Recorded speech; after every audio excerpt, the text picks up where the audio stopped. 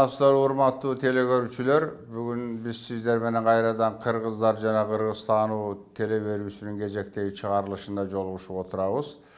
Бүгүн биздин студияда коомдук ишмер, белгилүү демөөрчү, бүгүн бир ардактуу эс алууда жүргөн жана кыргыз тарыхына, кыргыз маданиятына бир өзүнчө али көпчүлүк биле элек, бирок өзүнчө бир өзгөчө салым кошкон адамдарыбыздын бири Эшболот Өсөрүп деген агабыз келип отурат. Эшболот ага куш келипсиз. Бүгүн эми сиз менен бир маектеше турган ушу маселе, сиз өзүңүз эми алган билимиңиз боюнча экономист, иштеген иштериңиз боюнча айыл чарба жаатында, өкмөттүн, президенттин аппараттарында жана негизинен айыл чарба ушу тармагында көп жыл эмгектенип, бүгүн ардактуу эс алууда жүрөсүз. Негизинен өзүңүздүн өмүр жолуңуз ушул Бишкек шаарында өткөн, бирок бүгүн ушу өзүңүздүн айылга барып, ошол жерде баягы ата бабанын конушу деп ошол жерде кайрадан бир ээлеп, өзүңүздүн урук туугандын арасында ушу эс алып, ошо турмуш кечирип атыпсыз. Бүгүн ушу Бишкекке келгениңизде сизден пайдаланып, сиз менен бир көптөн бери көрүшө элек, бир жакшы маектешип алалы дедик. Себеби сиздин бир кыргыз тарыхына кошкон салымыңыз жөнүндө көпчүлүк биле бербейт. Бүгүн ошо телекөрүү аркылуу бир ошого өзүбүздү бир маек куруп берсеңиз деп чакырдык. Эми адегендеги бир ушу сизге суроо да, Эшболот ага, ошо сиздин китептериңиз жөнүндө азыр кийинки бир өзүнчө бирден сөз кылалы.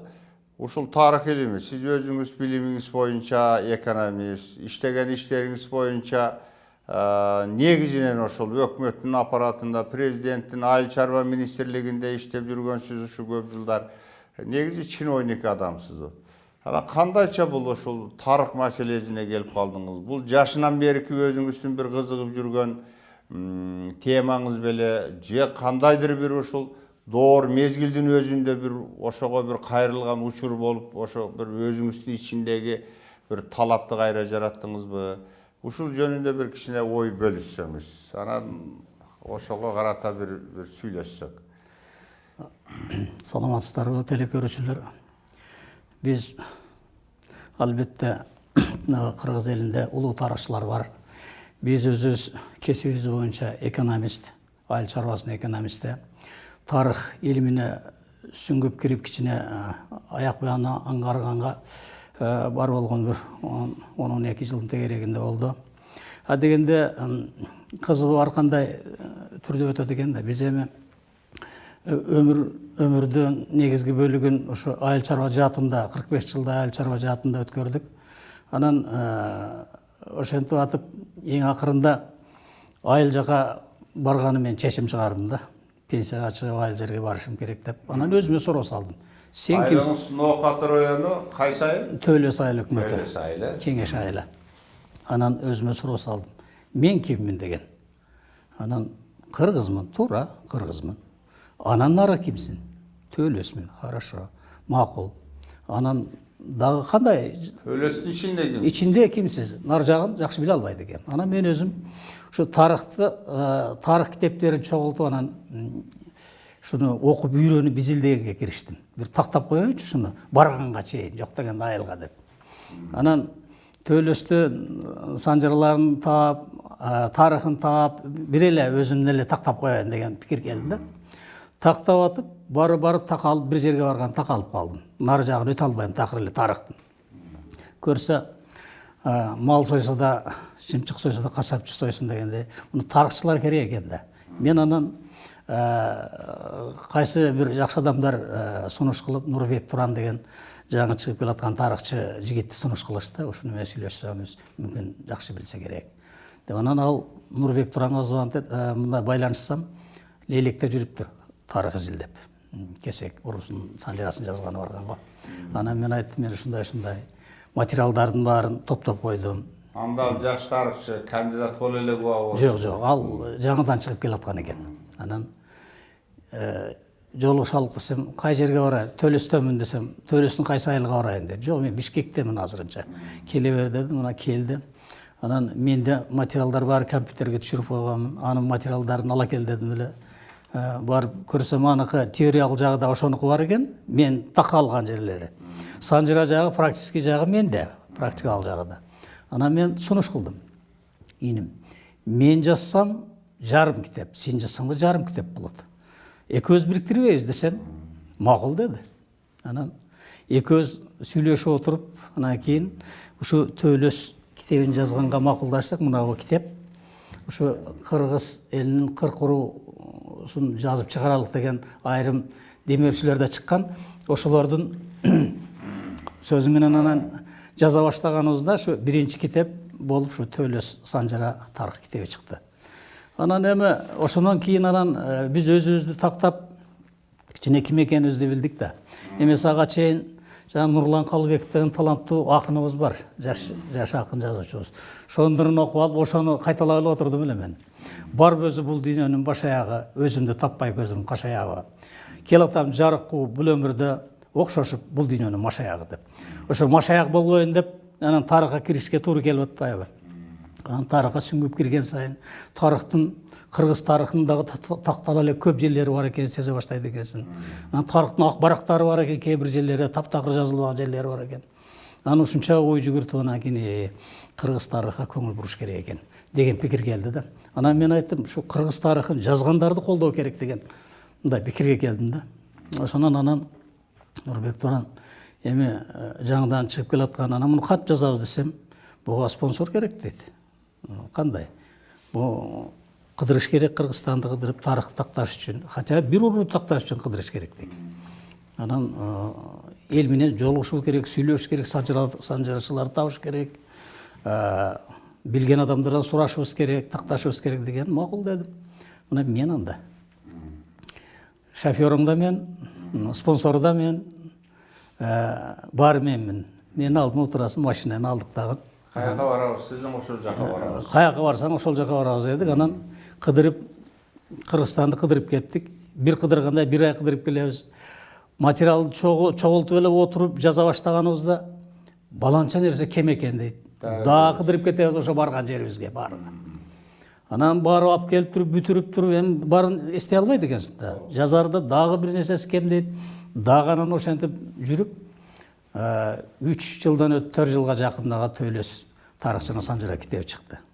Ошо мен билгенден 4 жылдын ичинде Кыргызстанды 4 жолу айландыңар. 4 жолу айландык. Анан тышкары өзүңүзгө белгилүү, ошол эле мезгилде сиз менен кошулуп үчөөбүз жерге таал Мургапка барып келбедикпи, Тажикстанга. Кийинки маселе. Анан ошондо да кошумча болду да буларга дагы тактаганга. Мен эми ошондо Эшболот ага ошо сиз менен да мен ошо Нурбек Туранга чейин таанышып, Нурбек Туранды да ошо суруш кылгандардын бири мен болгом. Себеби кыргыз тарых илимин изилдөөдөгү бүгүн бир методология биз ошол орус окумуштуулар аркылуу бизге орус илими аркылуу келип кирген методология менен бүгүнкү күнгө чейин изилдеп келатабыз да. Бул принцип негизинен аймактык принципке негизделет да. Демек мына ошо Кыргызстандын теге ушу чеги ушу жерде кыргыздар кайсы жылдан бери жашаган, же кыргыздарга чейин кимдер жашаган, мына ушул жердин тарыхы да бул өзү. Анан ошол убакта кыргыз эли кайдан келген деген маселе болот. Анан чыгып келгени тиги буларын ушинтип изилденет да. Бүгүнкү күндө ошол жалпы окумуштуулардын пикири кыргыз 3 компоненттен, негизинен ошо Түштүк Сибирден келген, Борбор Азия тараптан, автохтонный келген ушул элдерден. Бирок кээде 2 компонент деп да айтыла берет. Негизи ушул 3 компоненттен, себеби чыгыш Түркстан тарапта бар. Мына ушул 3 компоненттен түзүлгөн эл катарында карап жүрөт да. Демек 3 жактан келген эл биригип бир курама эл кыргыз элин түзгөн деп айтылат. Бирок ошол убакта Санжыра кыргыз 3 жактан келип түзүлгөн курама эл эмес, кыргыз бир атанын 3 уулунан тараган эл экендиги.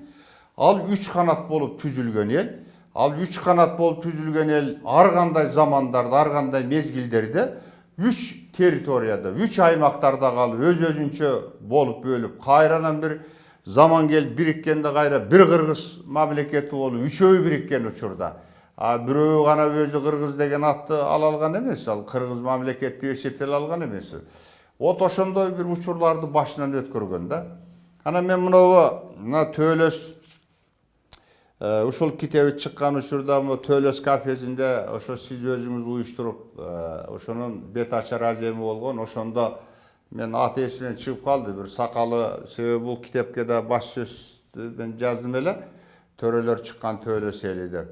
Ошондо ушу бир сакал ушу жерге түшкөн аксакал бир чыгып мени кучактап бир ыйлаган эсимде да. Жуман аксакал. Ким экенин билбейм, аты эсимде калды. Айланайын балам, Баяс, биз деген улуу эл, байыркы эл турбайбызбы?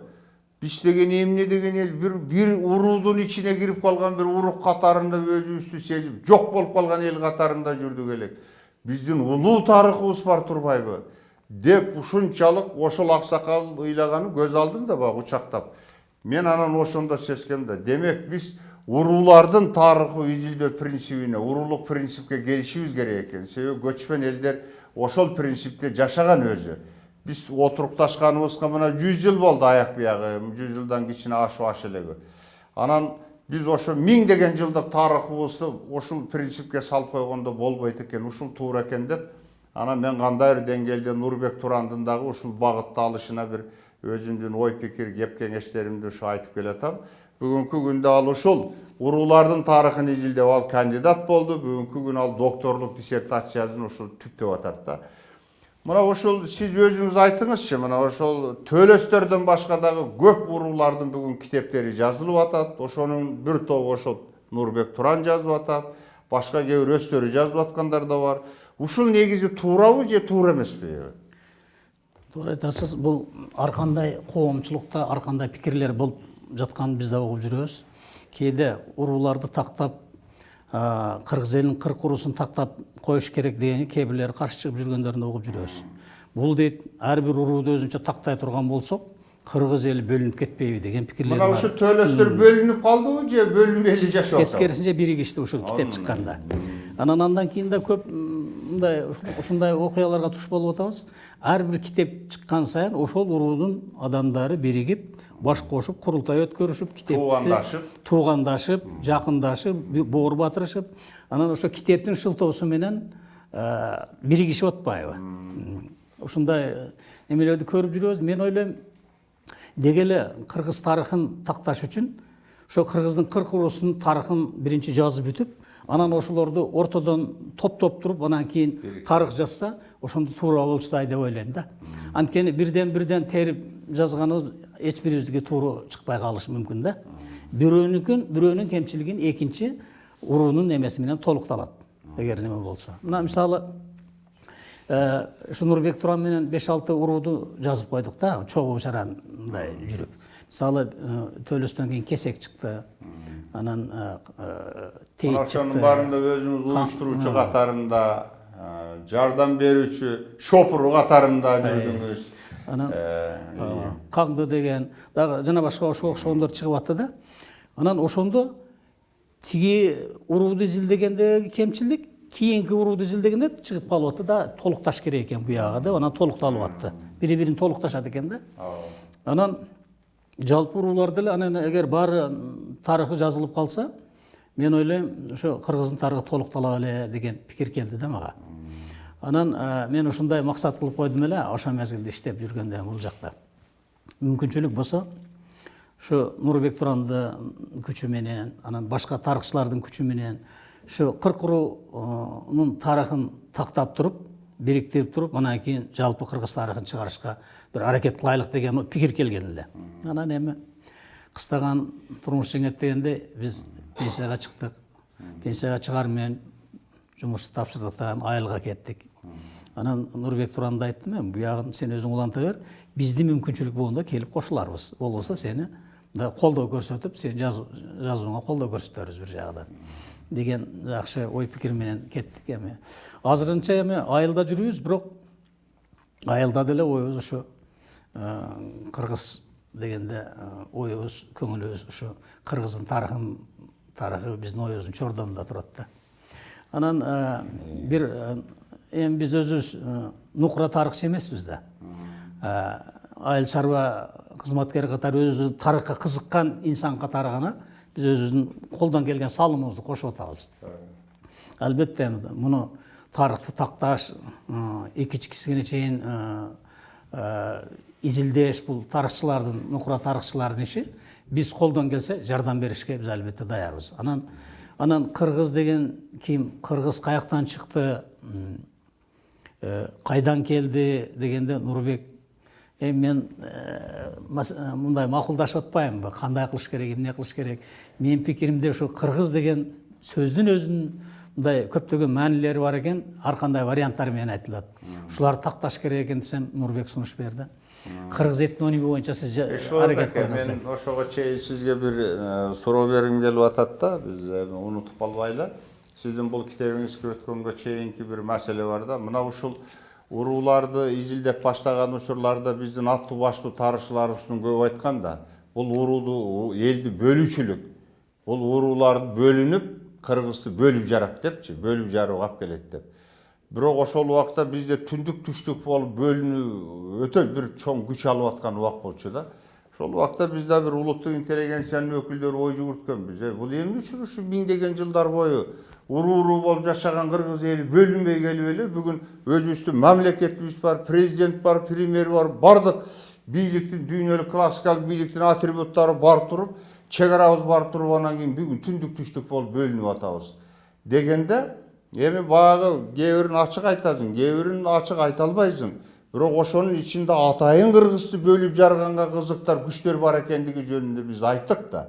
Эми ошондо ушуну кантип токтотобуз деген маселе болгондо, ошондо ичибизден анан ким экен эми бирөөбүз айтып, биз кайра уруучулукту ордуна келтиришибиз керек экен. Себеби уруучулукту ордуна келтирсек, мына биз сиздин ушу Төлөс уруусун айталычы. Төлөс бир убакта ошо Ноокатта дагы нары кайсы жерлерде ошо түштүктө деп эсептелип келген. Мына бүгүнкү күнү Ысык көлдө, дагы бир башка жерлерде, туурабы? Ушу төлөстөр бардык азыр тууган катары, аксакалдардын деңгээлинде, жаштардын деңгээлинде азыр тууганчы болуп катышып атышат да бири-бири менен. Андан бери да бир 2 жолу жыйындарыңарды, курултайыңарды өткөрдүңөр. Азыр бул китепти дагы тактап чыгаруу маселелери жүрүп атат. Менин угушума караганда, туурабы? Себеби бул эми илимий тарых бар бул жерде, санжыра да бар. O Sanjıran içinde kaysı bir jellerde dağı biz ukpagan jellerde kalıp kalgan. Balım Kıtay Kırgızların içinde bir tölösterdin Sanjırası girbey kaldı. Buna oşondagı malumatlar girbey kaldı. Oşona az tolukta meseleleri hazır jürüp atat. Men oşuma karaganda da. Buna bul jakşı bolup atat da. Anan menin aytayın degenimde mına şu Türk ellerinin içinde ayrıca başkırlar Sovet ubagında da şu uruluk prinsip menen eldin tarıhын izildep başlaşkan. Şu Kuzeyev degen çoğ okmuşluğusu ötken. Mına bugün alar her bir başkır urusunun tarıhın sanjırazın taktap. Dıyınkazından beri taktap internetke salıp koştu.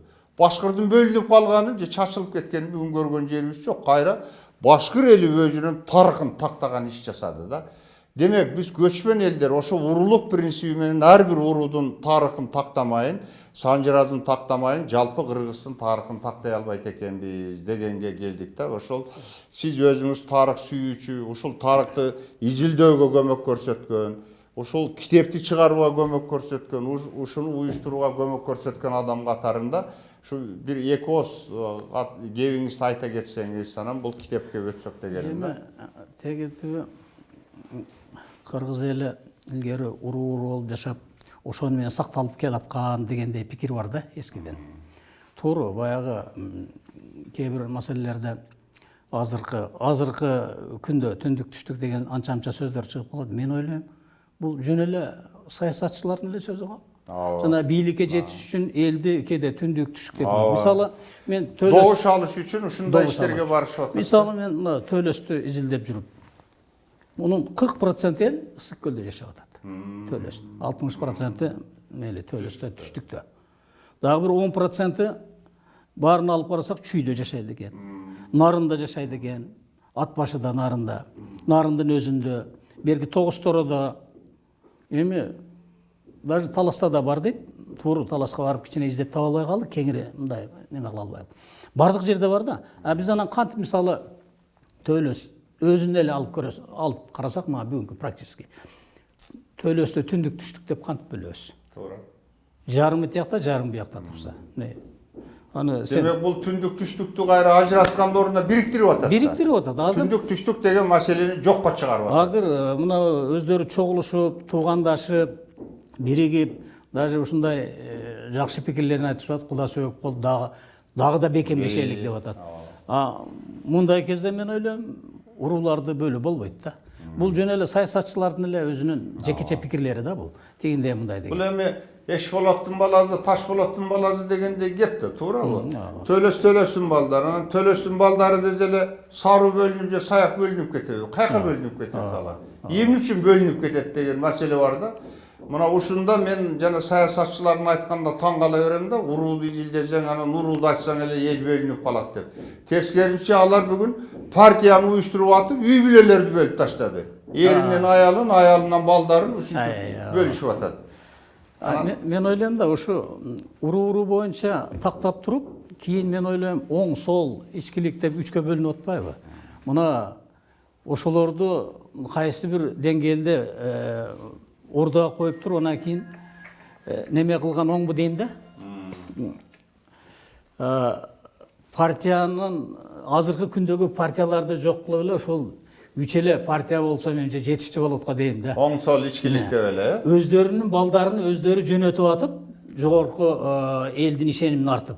Сен жакшы иште деп жөнөтүшмөк да, ар бир уруу, ар бир ошо канаат өзүнүн балдарын аябай жакшы билишет. Сен жарайсың. Азыр эми партияга кимдер киргенин билбейсиң. Эми бизнесмен, көбүнчө эле бизнесмендер кирет экен дагы, келип алып бизнесин жүргүзүп басып жүрүшөт эми. Элдин акыбалы менен эч кимдин иши жок. Kimlerden başka dağı partiyaga el doğuş berse, anan partiya özü anıktap atpayby. Anan oşondan bugün el arasında söz bolup atpayby. 120 deputattın 100'ü kriminaldan gelgendir eken dep. Karаңызчы, mına bugün даже gebiri mıйзам деген emniyeni tüşünügün bilbeyt. Mıйзам жазалбайт. Ушундай adamlar mıйзам çağırı biyiligine gelip işleşip atat degen meseleler getip atat da. Egerde biz oşol ata babalardın bayırkı oşo salgan jolu mingdеген жылдык жашоосун oşo бүгүnkү күнгө ылайыкташтырып улаганыбызда bunday meseleler bolбойт эле деген mesele da. Эми Эшполот ага, эми сизге чоң рахмат. Биздин бүгүн биздин студиябызга келип көп ошол өзүңүздүн ой пикирлериңизди бөлүштүрдүңүз. Себеби ушу урууларды изилдөө маселесинин башында мен билгенде сиз ушу башында тургансыз. Ушу биринчи жолу уруулардын ушу тарыхында ага чейин майда чүйдө ар кимдин бир өзүнүн хоббиси катарында чыгарып келсе, биринчи жолу илимий санжыра, илимий тарых, уруудун тарых катарында ушу Нурбек Турандын экөөңүздөрдүн чыгарган ушул китеп башталганда, мына ошондон кийин анан башка уруулар да бизди тарыхты да ушундай кылыш керек экен, санжыраны да ушундай тартипке келтирип жазыш керек экен деп, анан ошону менен ушу чыгарып башташканда, мунун өзү бир абдан бир жакшы саамалык экени. Бул тескеринче элди бириктире турган. Төлөсүн түйүп барып Кыргызга барат. Төлөс өзүнүн төлөс экенин билбесе, Кыргыз экенин кайдан билет, туурабы? Саяк өзүнүн саяк экенин билбесе, Кыргыз экенин кайдан билет? Саруу экенин билбесе, Кыргыз экенин кайдан билет? Biz bunu Ак жол, Көк жол деген партиясы аркылуу биз өзүбүздү тегибизди тактай албайбыз. Бүгүнкү саясий гана бир терминдер. Бүгүн бар, эртең жок алар. Биз бүгүн аны көрүп атабыз. Бул таптакыр туура эмес принцип экендигин көрүп атабыз. Ошондуктан мына сиз айткандай, чын эле 3 канаттуу 3 партияга айлантып койсок, булар эч качан өлбөйт эле, түбөлүктүү турат эле. Оң канаттын баласы сол канатка өтүп кетпейт эле, сол канаттын баласы ичкиликке өтпөйт эле. Бүгүн карасак bir deputatımız 3-4 partiyada жүрүп атат. Bunu менен биз элди буза турган принцип салгандыгыбызды, элди буза турган бир жолго түшүп алгандыгыбызды көрүп атабыз да. Ошого караганда мына биздин ата бабалар түбөлүктүү жол салгандыгын алигече аңдай албай атабыз. Мына ушул маселеде сизге абдан чоң рахмат. Мына ушул окумуштуулар жасай албаган, ошол бир илимпоздор, философтор али башкача ойлонуп аткан учурларда жөнөкөй бир катардагы бир чиновник, бир болсо Кыргыздын бир уулу катары мен ушу өзүмдүн уруумду изилдебесем, анан ал уруу өзүнүн ким экенин билбесе, Кыргыз экенин кайдан билет деп ушул маселени түшүнүп, анан ушундай кылып өзүңүздүн жеке ушу каражатыңыздын эсебинде ушул Нурбек Туранды Kırgızstan'da bir 4 yol aylantı var. Uşul kitep yazılganı menen ben jakından taanıştığım bilem. Oşon üçün biz siz menen bir mayak destek dep uşu жүрgөm. Жалпы uşu көрөрmanдарга бүгүn ошо сизди алып чыкканыma, бүгүн ошо Борбор шаарга келип жолугушуп калганыңыздан улам мен өтө чоң кубанычтамын. Кайсы жерде жүрсөңүз да бар болуңуз, бакубат болуңуз. Рахмат. Сиздей адамдар көп болсо, Кыргыздын жолу ошондо түзөлөт. Кыргыздын көчү ошондо түзөлөт. Кыргызды кыргыз өзү оңдойт. Кыргыз эместер оңдой албайт. Алар бир өзүнүн элине, өзүнүн дүйнө таанымына жараша кеп кеңешин бериши мүмкүн. Бирок Кыргыздын жолун, Кыргыздын келечегин кыргыз өзү түптөйт да. Эми ушул маселеде сиз менен бүгүн маек курдук. Чоң рахмат. Анда урматтуу телекөрүүчүлөр, ушуну менен маегибиз соңуна чыкты. Сиздер менен көрүшкөнчө сак саламатта болуңуздар.